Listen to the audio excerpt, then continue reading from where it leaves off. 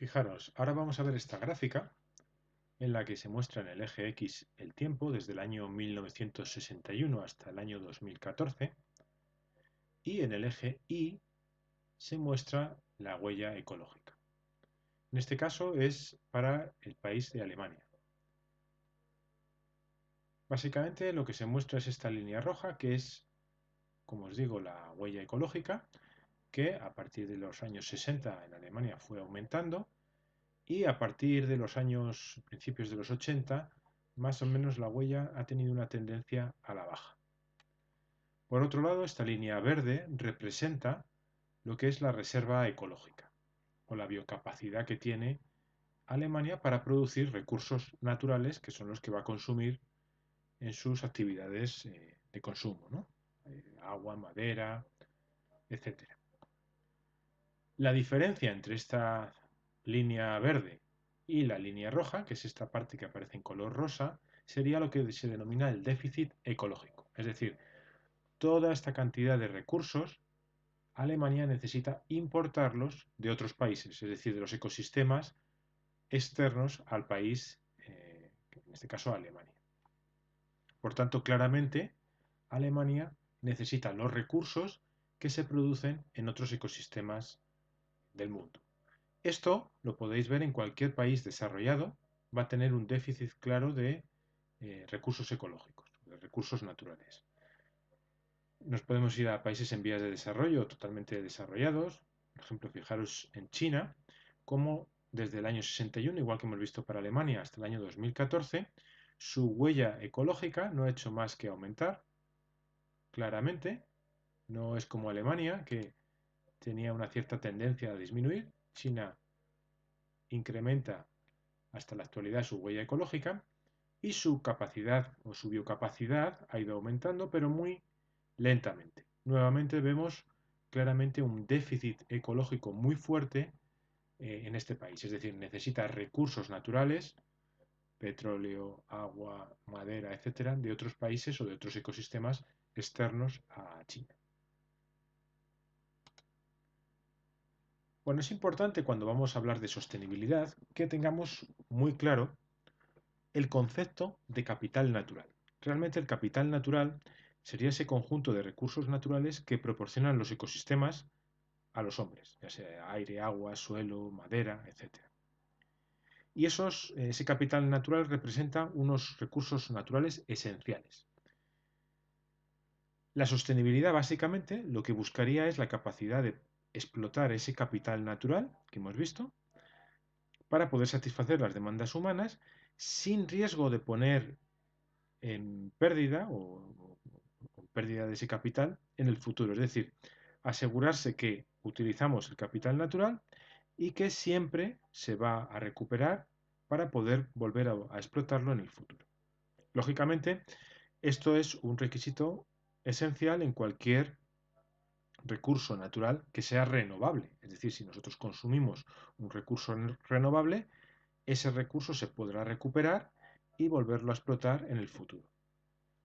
Si os fijáis en esta figurita que tengo aquí abajo, a la izquierda, fijaros en esta figura que hay en la parte inferior izquierda, tendríamos una entrada que llama aquí tasa de suministro, es decir, si nosotros representamos la cantidad de recurso que tenemos, imaginaos por ejemplo madera, esta es la cantidad de madera disponible, hay una tasa de suministro, es decir, una cantidad de madera que se produce por unidad de superficie y de tiempo, y va a haber una tasa de consumo de esa madera, cantidad de madera que se consume por unidad de tiempo y de superficie.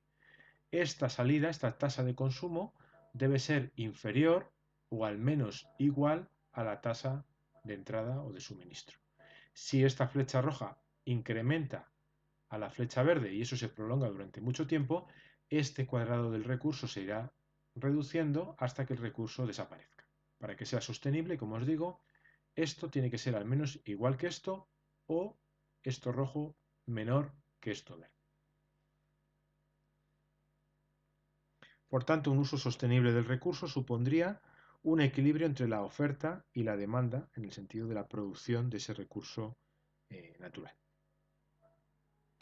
Fijaros que este concepto de recurso sostenible o de sostenibilidad en la explotación del recurso viene de la silvicultura alemana del siglo XVIII y XIX. Estamos hablando siempre de un uso de un recurso que se renueva, que se puede renovar y por tanto, si nosotros somos capaces de controlar el consumo y sabiendo la cantidad que se puede producir, por unidad de tiempo podemos llegar a un equilibrio que sea sostenible en su explotación.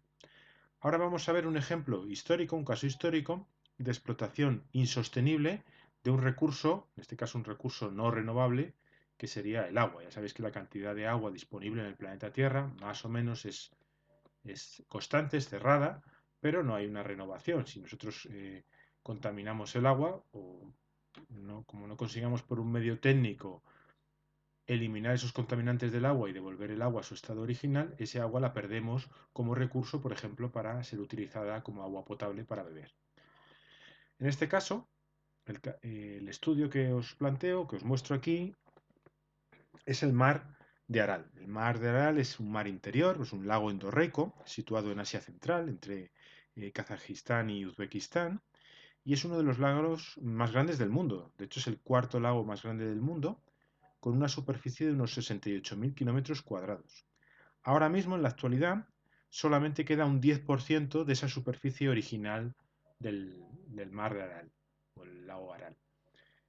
¿Qué ha sucedido para que este lago interior haya perdido en torno a un 90% de su superficie de agua y por tanto un volumen ingente de agua? Bueno, básicamente, antes del colapso de la Unión de la URSS, de la Unión Soviética, este mar de Aral, que pertenecía a la URSS, pues allá por los años 60 se planteó, años 60 y 50, se planteó la explotación de este recurso hídrico.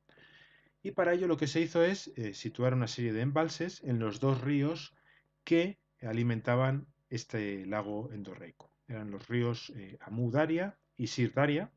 Y lo que hizo la URSS es, por medio de embalses, desviar el agua que entraba hacia este mar para producir algodón, básicamente. Los propios ingenieros que diseñaron este sistema ya sabían que al instaurar este tipo de embalses y desviar eh, una cantidad importante de agua, iban a acabar con este mar interior. Es decir, ya era una cosa que se había hecho con pleno conocimiento de lo que iba a suceder. Fijaros en esta imagen de la derecha, imagen inferior, básicamente es una imagen que muestra embarcaciones que estaban en el mar y que ahora básicamente pues están en un desierto, básicamente, ¿no? Aquí a la izquierda tenéis una imagen del mar de Aral en su superficie original y esto que veis aquí son las manchas del mar que quedan en la actualidad. Todo esto de por aquí se desecó con este sistema de explotación hídrica del mar de Aral. Cuando la Unión Soviética se desintegró y quedaron 4 países, digamos que gestionando este problema que había generado el desarrollismo intensivo del comunismo soviético. Kazajistán, Uzbekistán, Kirguistán y Tayikistán son los 4 países que engloban a este mar de Aral. Tanto en Kazajistán como en Uzbekistán son los 2 países en donde está situado lo que queda del mar de Aral actual. Y los otros 2, Kirguistán y Tayikistán, es donde fluyen los ríos que alimentan a este mar.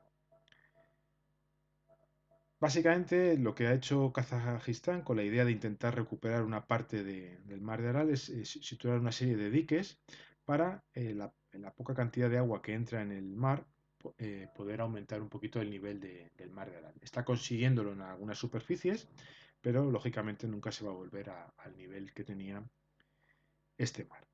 En la actualidad la zona que ha sido, la que ha perdido superficie, pues tiene unos graves problemas de desertificación, salinización, porque pensar que ese agua que va quedando, su concentración de sales es muy elevada, lo que supone una pérdida de diversidad biológica y de usos de ese agua para riego y consumo humano. También hay mucha contaminación por fertilizantes y plaguicidas debido a este uso intensivo en la agricultura.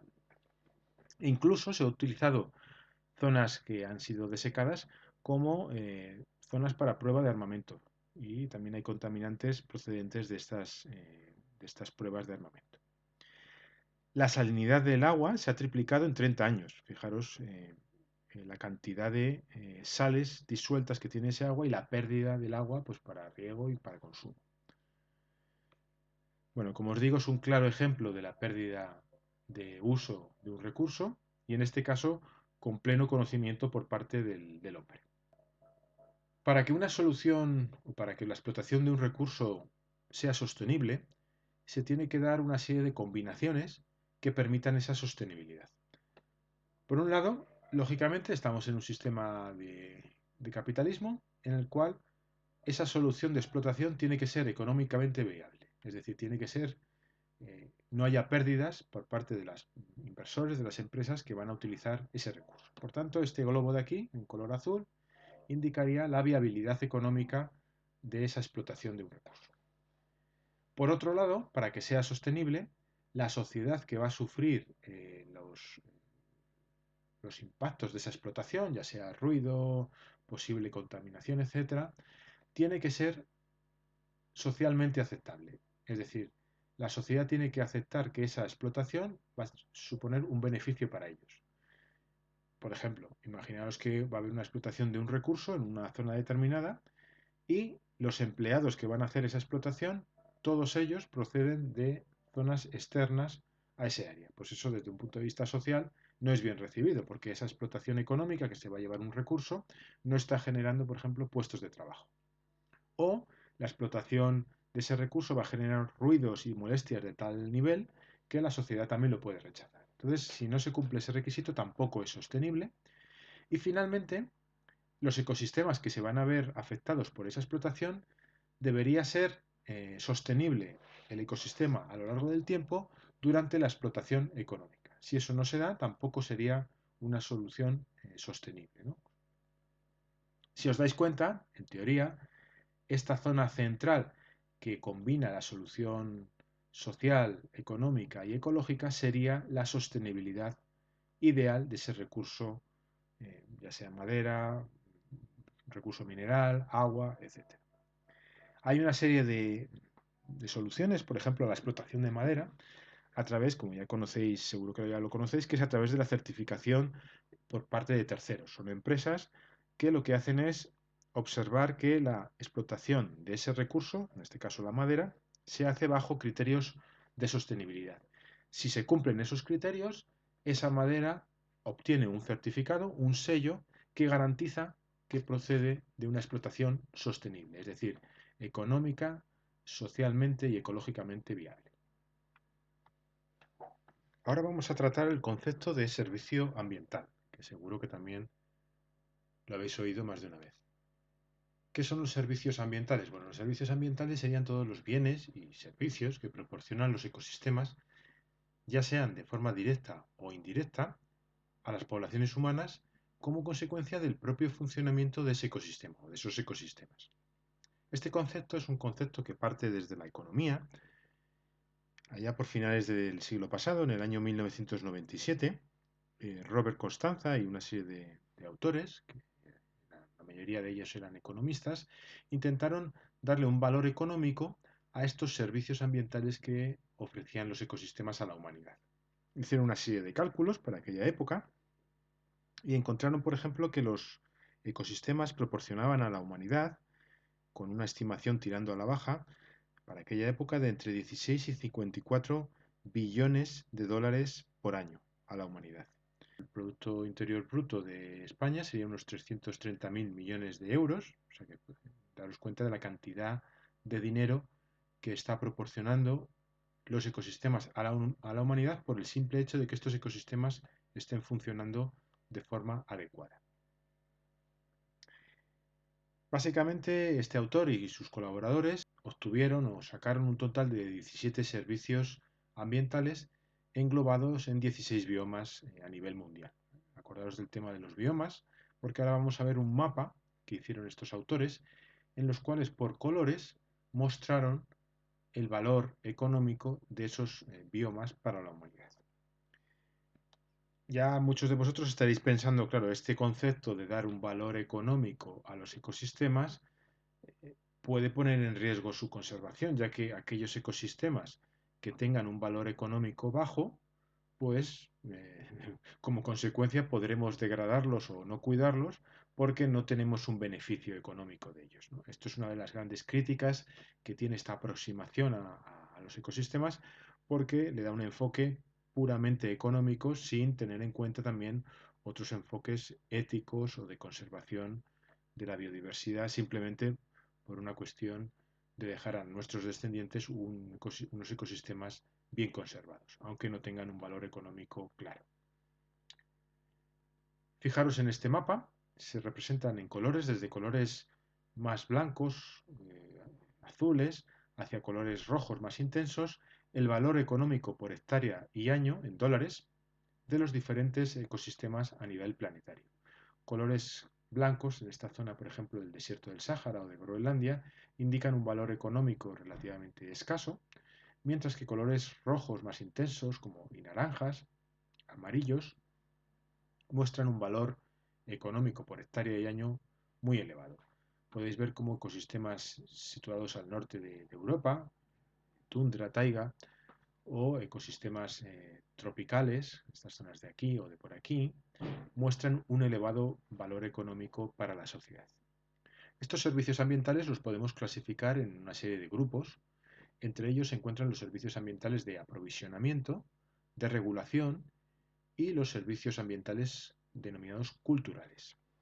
Los servicios de aprovisionamiento serían, por ejemplo, pues el alimento, el agua.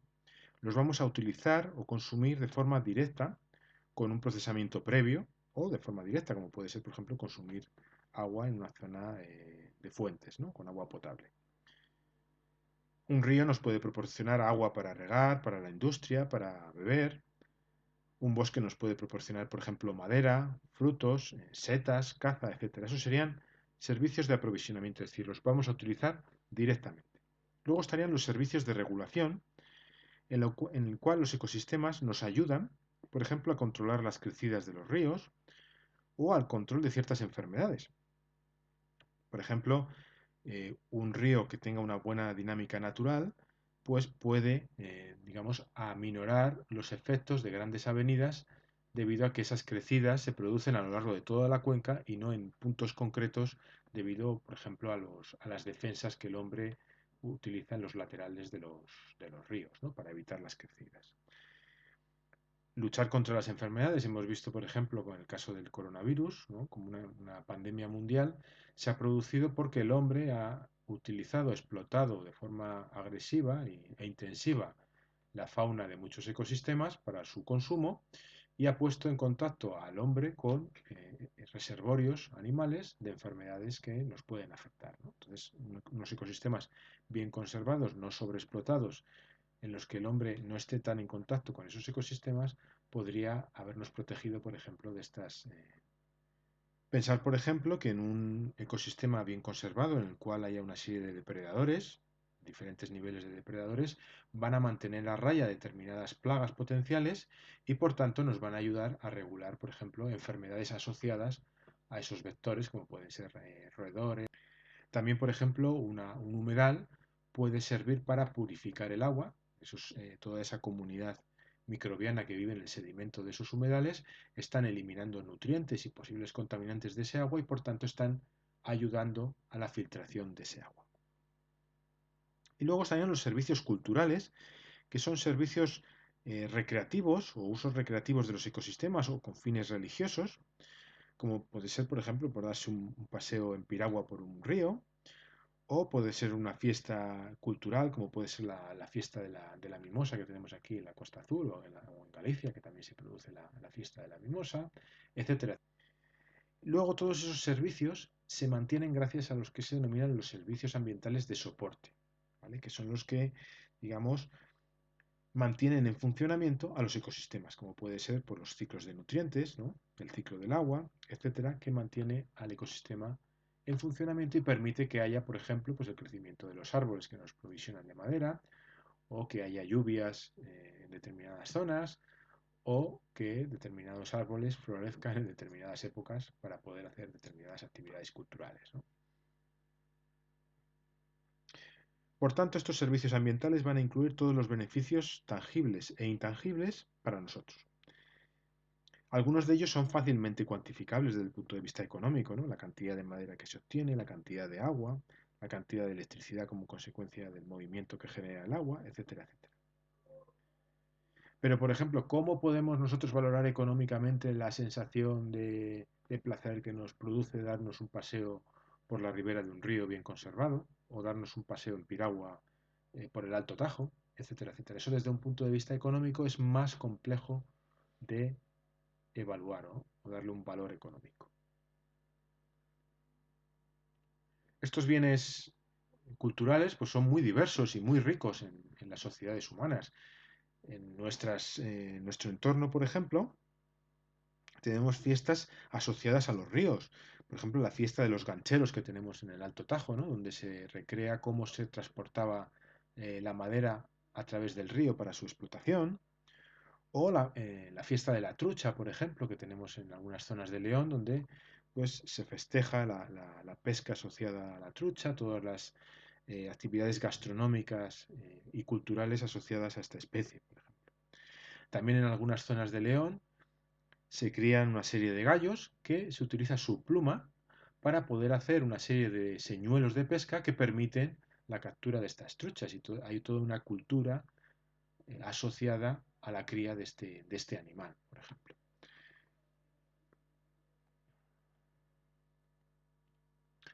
Podemos cuantificar también económicamente los servicios que nos proporcionan los ecosistemas, por ejemplo, los ecosistemas acuáticos. En España hay en humedales más o menos entre 1.500 y 2.000 humedales en número, de los cuales el 13,6% de estos humedales son humedales de interior. El resto serían humedales en las zonas costeras. En los humedales interiores, la pérdida de superficie ha sido de en torno a un 60%. Para usos agrícolas se ha desecado un 60% de esos humedales.